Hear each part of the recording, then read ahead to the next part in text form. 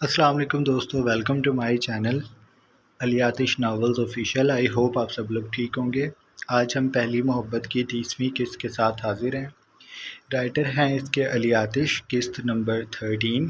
Video کی شروعات سے پہلے آپ سب چینل کو سبسکرائب کر لیں، بیل آئیکن کے بٹن کو بھی پریس کر لیں تاکہ نئے آنے والی ویڈیوز آپ کو ملتی رہیں نوٹیفیکیشن کے ذریعے۔ اب چلتے ہیں آج کی قسط کی طرف۔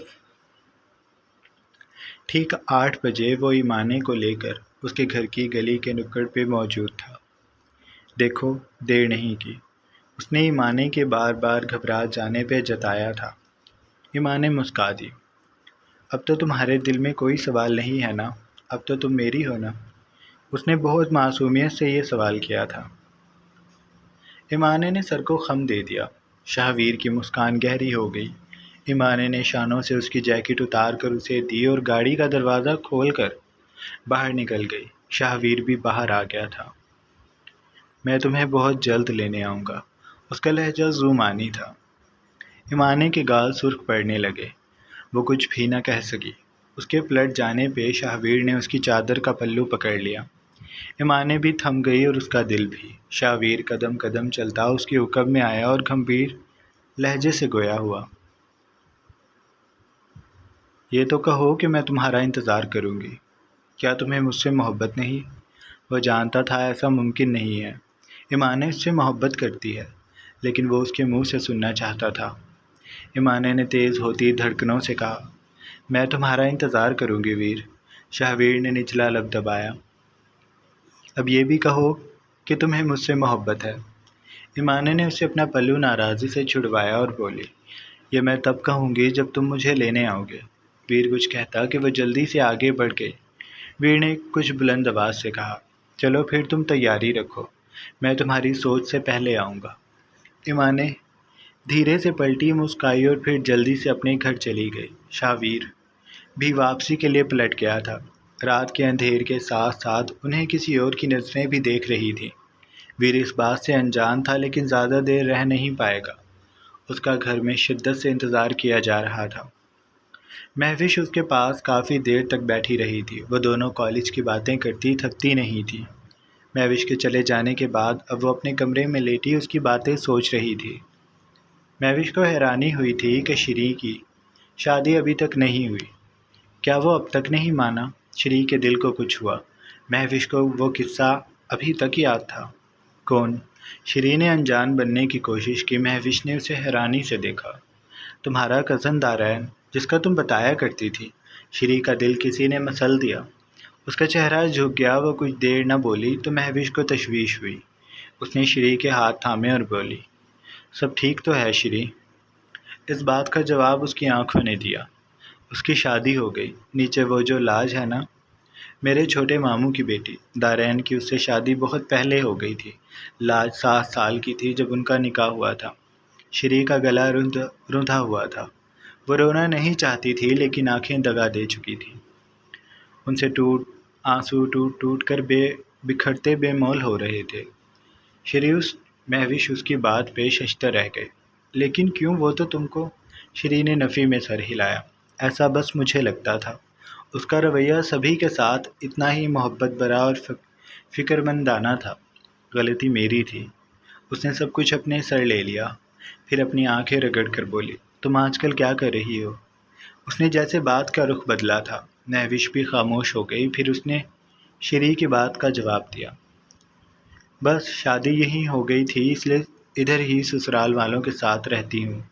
شوہر دوسرے ملک ہے اور میری ایک بیٹی ہے۔ وہ اسکول جانے لگی تو میں نے اسی کے اسکول میں نوکری کرنا شروع کر دی۔ ایسے میں مصروف بھی ہو گئی اور اب مجھے اپنی بیٹی کی طرف سے کوئی پریشانی بھی نہیں ہے۔ شری نے سر کو خم دیا۔ میں بھی جاب کرنا چاہتی ہوں۔ تمہاری نظر میں کوئی مناسب جگہ ہو تو مجھے بتانا۔ مہوش کے چہرے پہ نہ جانے کیوں اداسی پھیل گئی۔ اس نے اس اداسی کو چھپانے کی کوشش بھی کی، لیکن شری دیکھ چکی تھی کہ مہوش سمجھ گئی ہے کہ وہ نوکری کیوں کرنا چاہتی ہے۔ ہاں نوکری تو ہے، میں اسکول بات کروں گی، وہاں لازمی جگہ ہوگی، تم فکر نہ کرو۔ مہوش نے اس کا ہاتھ تھپکا تھا۔ شری پھر اس سے اس کے شوہر کے بارے میں پوچھنے لگی تھی۔ اس کا دل نہیں کر رہا تھا کہ وہ مہوش کو جانے دے۔ لیکن اسے دیر ہو رہی تھی۔ شری نے اسے ڈرائیور کے ساتھ بھجوا دیا تھا۔ اندر آ کر وہ سیدھی اپنی امی کے کمرے میں گئی تھی۔ میں نوکری کرنے کا سوچ رہی تھی۔ مہوش کو بھی اسی لیے بلایا تھا۔ اس نے پھپھو کے سامنے بیڈ پہ بیٹھ کر بتایا تھا۔ پھپھو نے اسے حیرانی سے دیکھا۔ تمہیں نوکری کرنے کی کیا ضرورت ہے؟ شری زخمی سا مسکرائی۔ میں خود کو مصروف کرنا چاہتی ہوں۔ پھپھو چپ سی ہو گئی۔ دیکھ لو، جیسی تمہاری مرضی۔ ان سے انکار نہ ہوا۔ شری نے سر ہلایا۔ میری مرضی تو یہی ہے جو میں نے آپ کو بتا دی۔ آپ ابو سے بات کر لیجئے گا، پھر ہی میں جاؤں گی۔ پھپھو لب بھیج کر مسکرائیں۔ میں کر لوں گی۔ شری پھر اپنے کمرے میں آ کر لیٹ گئی۔ تب سے وہ یہی سوچ رہی تھی کہ جب وہ نوکری پہ جانے لگے گی تو وہ اتنی مصروف ہو جائے گی کہ اسے کچھ بھی سوچنے کا وقت نہیں ملے گا۔ اس کی زندگی پرسکون اب یقیناً ہو جائے گی۔ جس وقت وہ گھر لوٹا اس وقت توقع کے برعکس اس کے ڈیڈ گھر ہی موجود تھے۔ ویر کو حیرانی ہوئی۔ انہوں نے تو آفیشیل ڈنر پہ جانا تھا۔ جبھی بھی وہیں موجود لاؤنج میں بیٹھی تھی۔ اس کے قدموں کی چاپ پہ انہوں نے چہرہ اٹھا کر اسے دیکھا تھا۔ اسرار صاحب کھڑے ہو گئے تھے۔ آ گئے ویر؟ ویر نے ہلکے سے شانے اچکائے۔ جی آ گیا۔ وہ لاؤنج میں آ رکا تھا۔ اس نے پینٹ کی جیبوں میں ہاتھ ڈال رکھے تھے۔ وہ چہرے سے پرسکون لگتا تھا، لیکن جبھی کے چہرے پہ پریشانی پھیلی تھی۔ لاؤنج میں ان تین کے علاوہ کوئی بھی نہ تھا۔ ملازموں کو جبھی بھیج چکی تھی۔ اس وقت لاؤنج میں فانوس کی زرد روشنیاں پھیلی تھیں اور ان روشنیوں میں کچھ عجیب سا سرد پن تھا۔ شاہویر اسے محسوس کر چکا تھا۔ میں نے تمہاری ممی کو کہا تھا کہ وہ تمہیں بتا دیں کہ آج ہمارا سہگلز کے ساتھ آفیشیل ڈنر ہے اور میں چاہتا ہوں کہ تم وہاں لازمی موجود ہو، لیکن تم نہیں آئے۔ شاید تمہیں کوئی ضروری کام تھا۔ تو مجھے بتانا پسند کرو گے ویر کہ وہ ضروری کام کیا تھا؟ اسرار صاحب اس کے مقابل آ رکے تھے۔ ان کی آنکھوں کی پتلیاں سکڑی تھیں تو کبھی لرزتی تھی۔ شاہویر انہیں بغور دیکھ رہا تھا۔ میں اپنے ایک دوست کے پاس گیا تھا۔ شاہویر کی بات پہ اسرار صاحب کی بھویں اوپر اٹھی۔ اپنے دوست یا اپنی دوست؟ ویر کا ایک پل کے لیے دل ڈوبا تھا، پھر وہ نارمل ہو گیا۔ اس کے لب او کی صورت ڈھل گئے تھے۔ آپ میری جاسوسی کرتے ہیں ڈیڈ؟ اسے بالکل دکھ نہیں ہوا۔ وہ بڑے مزے سے صوفے پہ بیٹھ گیا۔ انٹرسٹنگ، اس نے خوشی سے کہا۔ جبھی نے بے چینی سے پہلو بدلا تھا اور اسرار صاحب کی آنکھیں سلگنے لگی تھیں۔ ویر میں مذاق کے موڈ میں نہیں ہوں۔ ویر اچھل کر کھڑا ہوا۔ میں بھی نہیں ہوں۔ آپ بتائیں آپ کو کیا پتہ چلا؟ اگر مجھے لگے گا کہ آپ کہیں غلط ہیں یا آپ کی معلومات ناکافی یا کم ہے تو میں خود آپ کو سب بتا دوں گا۔ وہ شانت چہرے سے کھڑا اپنے ڈیڈ کی آنکھوں میں دیکھ رہا تھا۔ تم اب اس لڑکی سے نہیں ملو گے، اسرار صاحب نے چبا چبا کر کہا۔ ویر نے سر ہلایا۔ بالکل، میں اس سے اب ملنے نہیں جاؤں گا۔ جبھی کا دل بار بار ڈوب رہا تھا۔ وہ ویر کو چپ کروانا چاہتی تھی، لیکن ویر ان کی جانب متوجہ نہ تھا۔ وہ اپنی کہنے میں مصروف تھا۔ آپ لوگ جائیں گے اب اس کے گھر رشتہ لے کر؟ اسرار صاحب استزائیہ مسکرائے۔ میں اس تھرڈ کلاس جگہ کبھی نہیں جاؤں گا۔ اور میری بات کان کھول کر سن لو، یہ بچپنا تمہیں یونی میں سوٹ کرتا تھا، جب تم اس شہر کے کسی بھی نیچ علاقے میں دوستیاں کر کے ان کے ساتھ پھرنے نکل پڑتے تھے۔ وہ وقت اور تھا ویر، تب میں کچھ نرم پڑ جاتا تھا، لیکن اب نہیں۔ تم ایک شاندار بزنس لیڈ کرتے ہو، تمہارا ایک سٹیٹس ہے، تم ایسی جگہوں پہ جاتے اب اچھے نہیں لگتے۔ میں سب جانتا ہوں ڈیڈ، آپ یقین کریں میرا گھر جمائی بننے کا کوئی ارادہ نہیں ہے۔ میں بس اسے یہاں لانا چاہتا ہوں۔ میں تمہیں کیچڑ میں جانے نہیں دوں گا اور نہ ہی تمہیں کیچڑ سے کچھ لانے دوں گا، اب چاہے پھر وہ کیچڑ میں لگا کمل ہی کیوں نہ ہو۔ شاہویر کو ان کی بات بہت بری لگی۔ اس کے ماتھے پہ بل پڑ گئے۔ میں اس کے بغیر نہیں رہ سکتا ڈیڈ۔ اسرار صاحب نے ناک سے مکھی اڑائی۔ او کم آن ویر، یہ جملہ مت بولو۔ شاہویر اپنے ڈیڈ کو خاموشی سے دیکھتا رہا، پھر جب وہ بولا تو اس کے لہجے میں سرد مہری تھی۔ میں مذاق نہیں کر رہا ڈیڈ، میں اس سے شادی کروں گا اور انہی دنوں میں کروں گا، مجھے کوئی نہیں روکے گا۔ اس کے ڈیڈ نے بھو چکا کر اسے پتھریلے تاثر سے دیکھا۔ میں روکوں گا تمہیں؟ تم میری مرضی کے خلاف کچھ بھی نہیں کرو گے۔ میری شہر میں عزت ہے، میں تمہیں اسے برباد نہیں کرنے دوں گا۔ تم اس لڑکے کا خیال دل سے نکال دو۔ شاہویر سرد سا مسکرایا۔ آپ کی شہر میں عزت ہے تو میری شہر میں محبت ہے، اور شادی تو میں وہیں کروں گا، مجھے کوئی نہیں روک سکتا۔ اس کا لہجہ مضبوط تھا۔ اسرار صاحب نے اسے کھا جانے والی نظروں سے دیکھا تو جبھی تیزی سے آگے آئیں۔ ویر تم چلو یہاں سے۔ انہوں نے ویر کا ہاتھ پکڑا تھا۔ ویر نے ان سے ہاتھ چھڑوایا اور اپنے ڈیڈ کے سامنے کھڑا ہو کر بولا، آپ اپنے آدمیوں کو کہہ دیں ڈیڈ اس سے دور رہیں۔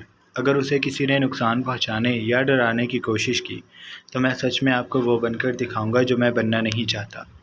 اسرار صاحب نے ایک قدم اس کی طرف بڑھایا اور سینے پہ ہاتھ باندھ کر بولے، تم مجھے دھمکی دے رہے ہو؟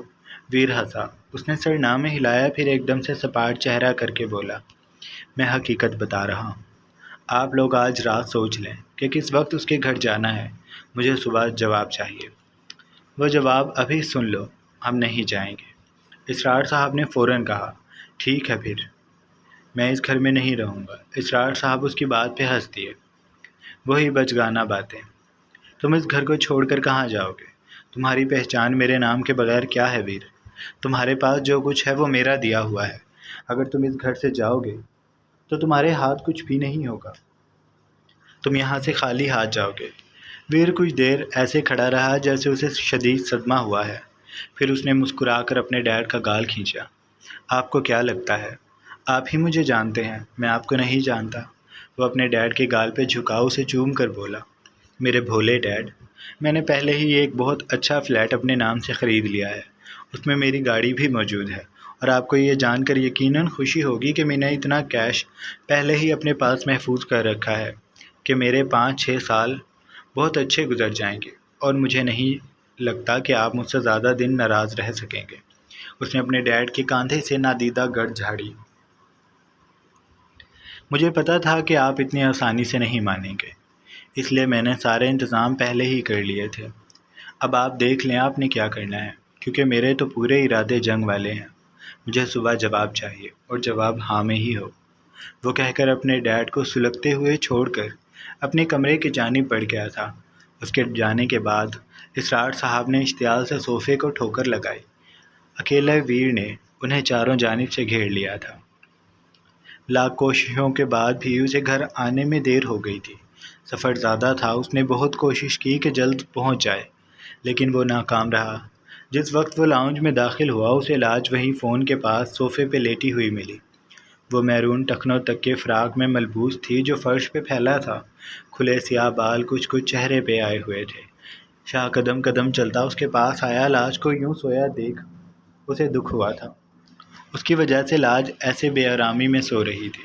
شاہ نے آگے بڑھ کر اپنے شانوں سے چادر اتاری اور اسے صوفے پہ رکھ کر اس نے لاج کو اپنے بازوؤں میں اٹھایا تو لاج نے نیند میں اس کے گلے میں بازو ڈال کر اس کے سینے میں چہرہ چھپا لیا تھا۔ وہ کچھ بڑبڑا رہی تھی۔ شاہ نے دھیان سے سنا تو وہ بے اختیار مسکا دیا۔ میں شاہ سے اب کبھی بات نہیں کروں گی۔ وہ ایک ہی گردان کیے جا رہی تھی۔ شاہ سمجھ گیا تھا اس کی بیوی ناراض ہے۔ وہ اسے بازوؤں میں اٹھا کر اوپر لے آیا تھا۔ بیڈ پہ جب اس نے لاج کو لٹایا تو وہ کسمسائی۔ شاہ نے اس کے ماتھے پہ جلدی سے ہاتھ رکھا۔ سوئی رہو لاج۔ وہ اس کا ماتھا نرمی سے تھپک رہا تھا جب لاج کی نیند سے بھری آنکھیں کھلی۔ اس نے سوچا وہ ابھی بھی شاہ کو خواب میں دیکھ رہی ہے۔ اس نے ماتھے پہ موجود شاہ کے ہاتھ کو پکڑا اور اسے چہرے کے قریب کر کے دیکھنے لگی۔ کیا ہوا؟ شاہ نے پوچھا تو لاج نے اس کا ہاتھ جھٹک دیا۔ بیڈ پہ وہ ایک جھٹکے سے بیٹھی۔ اٹھیں ادھر سے۔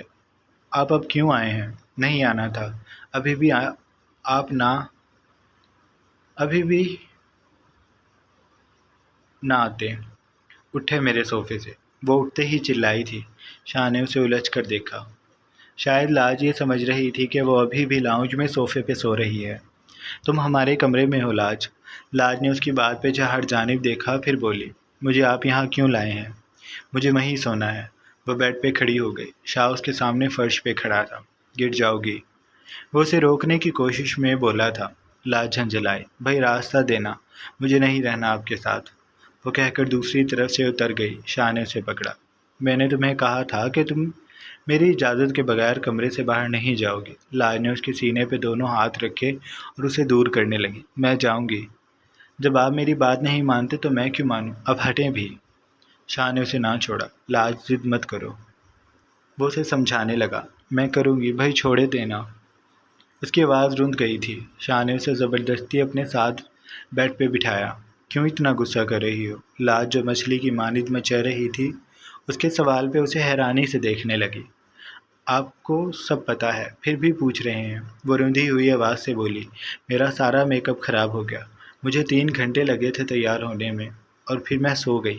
اب دیکھیں میرا سارا لائنر جگہ جگہ سے صاف ہو گیا اور لپسٹک بھی ہلکی ہو گئی، بلیشر سب کچھ۔ اس کی آنکھیں بھیگ گئی، سارا میک اپ خراب ہو گیا۔ اس نے شاہ کی گرفت میں اپنے ہاتھوں میں زبردستی چہرہ چھپا لیا تھا۔ شاہ اب کی بار سچ میں پریشان ہوا تھا۔ لاج اپنے میک اپ کے معاملے میں بہت حساس تھی۔ شاہ کو یہ غلطی نہیں گناہ لگا۔ اب لاج کو سنبھالنا بڑا مشکل کام ہونے والا تھا۔ لاج میری جان، مر گئی آپ کی جان، وہ کہہ کر رونے لگی۔ شاہ نے اسے خفگی سے دیکھا۔ مجھ سے مار نہ کھا لینا۔ اسے لاج کی بات بری لگی تھی۔ لاج نے بھیگی بھیگی آنکھیں اٹھائیں اور اسے ملال سے دیکھا۔ مارے مارے، آپ کو آتا ہی کیا ہے؟ بس غصہ کرنا، ڈانٹنا اور مارنے کی دھمکی دینا۔ مارے، پہلے بھی تو مارا تھا مجھے، میرا منہ بھی اتنی زور سے دبایا تھا، اب بھی کریں وہی سب۔ مروڑے میرا ہاتھ، پوری دنیا یہ بات بھول جائے گی لیکن لاج نہیں بھولے گی، اور نہ ہی شاہ کا گلٹ کم ہونے دے گی۔ لاج میری بات سنو۔ اس نے لاج کے ہاتھ اس ڈر سے چھوڑ دیے کہ کہیں اسے یہ نہ لگے کہ شاہ انہیں جان بوجھ کر سختی سے پکڑ کر بیٹھا ہے۔ پھر وہ یہ بھی یاد رکھے گی، مجھے آپ کی کوئی بات نہیں سننی۔ اس نے اپنے دونوں کانوں پہ ہاتھ رکھ لیے تھے۔ شاہ کو سمجھ نہیں آ رہی تھی کہ وہ لاج کو منائے تو کیسے منائے۔ اس نے لاج کے ہاتھ اس کے کانوں سے ہٹائے۔ تم دوبارہ میک اپ کر لو نا، میں ابھی کہیں بھی نہیں جاؤں گا، یہیں بیٹھا ہوں، تم ہو جاؤ تیار۔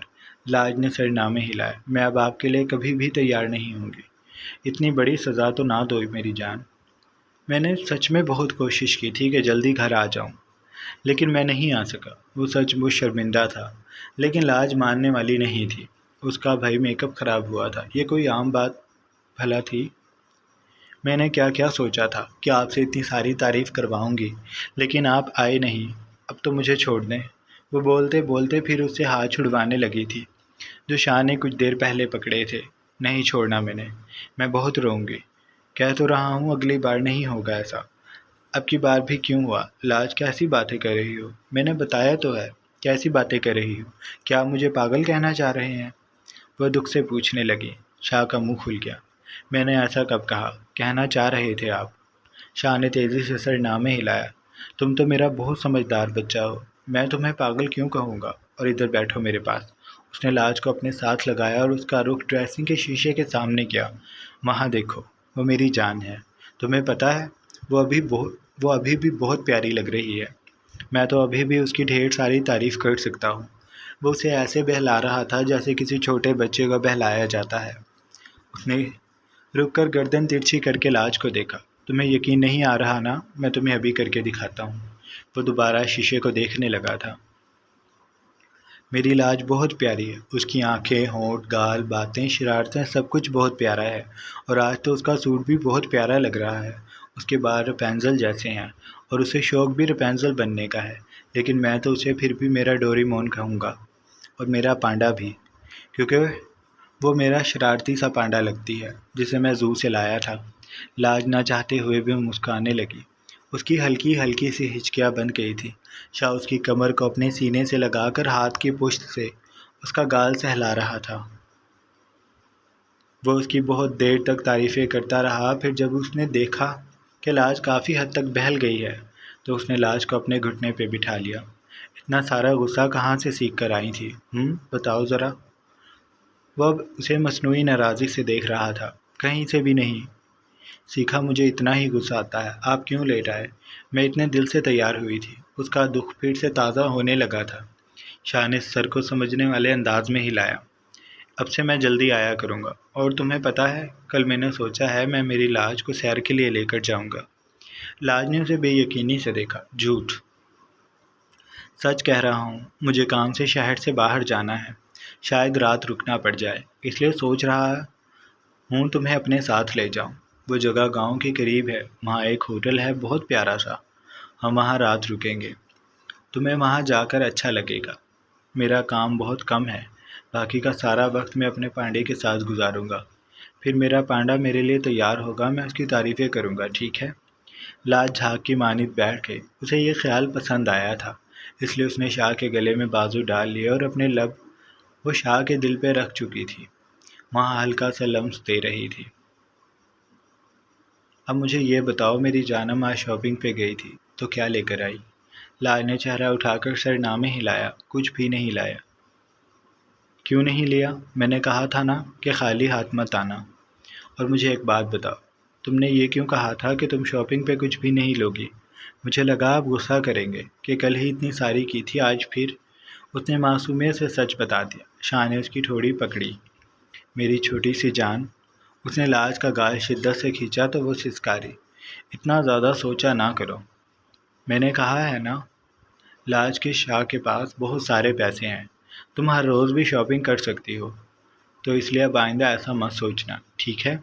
لاج نے خوشی سے سر سمجھنے والے انداز میں ہلایا تھا۔ اب تو ناراض نہیں ہونا؟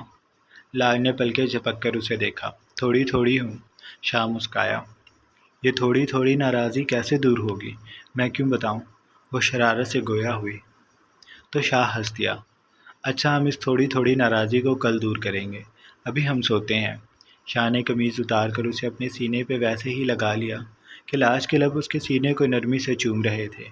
لاج اس کے وجود سے اٹھتی خوشبو اپنے اندر اتار رہی تھی۔ وہ شاہ کی کمر پہ اپنی انگلیوں کو حرکت دے رہی تھی۔ ہاں، بے معنی لفظوں کا جال بچھاتی وہ شاہ کو اکسا رہی تھی۔ شاہ اس میں اتر جانا چاہتا تھا۔ اس نے لاج کو اپنے اوپر لٹایا، اس کے پہناوے کو ایک جانب رکھ کر۔ اس نے لاج کے سرخ پڑتے چہرے کی پرواہ کیے بغیر اسے اپنے بغیر شرٹ کے سینے سے ایسے لگایا کہ اس کی دھڑکنوں کا بے باک لمس شاہ کے وجود کو گدگدانے لگا۔ اس نے بہکتی نگاہوں سے لاج کو دیکھا جو چہرہ جھکا کر اس کے سینے سے لگی ہوئی تھی۔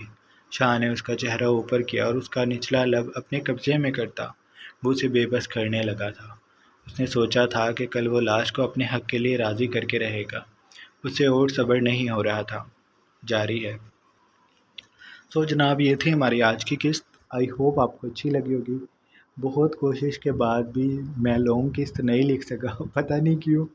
جب آپ لوگ کہتے ہیں نہیں لکھی جاتی، پر خیر دیکھیں، ڈیلی تو آ رہی ہے، لانگ نہ صحیح، پر I am trying my best کہ چلو کچھ نہ کچھ تو آ ہی رہا ہے۔ آپ لوگوں کا ساتھ اور یہ محبت ہے جو آپ لوگ برداشت کر جاتے ہیں۔ بہت شکریہ آپ لوگوں کا۔ اپنے کمنٹس دیا کریں، تنقید نہ کیا کریں، میرا ماتھا گھوم جاتا ہے۔ تعریف کر دیا کریں یار، کیا جاتا ہے۔ ایک ناول ہے، اس پہ اگر آپ حقیقت مانگیں گے یا تعریف کی جگہ تنقید کریں گے، لاج ایسی ہے، لاج ویسی ہے، اس کو بڑا ہونا چاہیے، چھوٹا ہونا چاہیے، ایکسیٹرا ایکسیٹرا، تو کیا ہو جائے گا؟ کچھ بھی نہیں ہونا۔ ایک کہانی ہے، اس کو ایک کہانی کی طرح لیں۔